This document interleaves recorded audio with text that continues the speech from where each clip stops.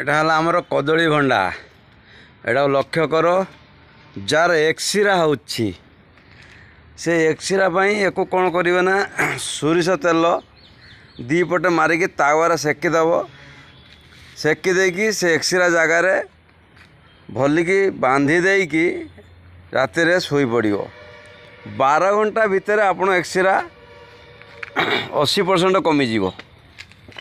एटा को भल भाव चिन्हिक रखंतु।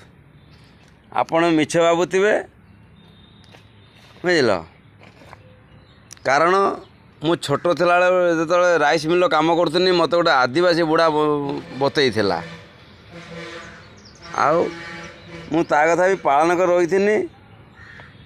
आपण विश्वास करेंगे ये जिनसा बांधे आपण निजे ऑपरेशन लो मुक्ति पाइबे बिना टैबलेट रे सोरष तेल दीपट मारिकी तावार सेकिकी उषुम उषुम करिकी पूरा टाइट करी बांधेबे। एक्सीरा बेमार गोटे रातिर 80% तुम भल हो यदि आप विश्वास करिए परीक्षा करके भी देखंतु। जय कबीर भगवान की जय संतोष महाराज की।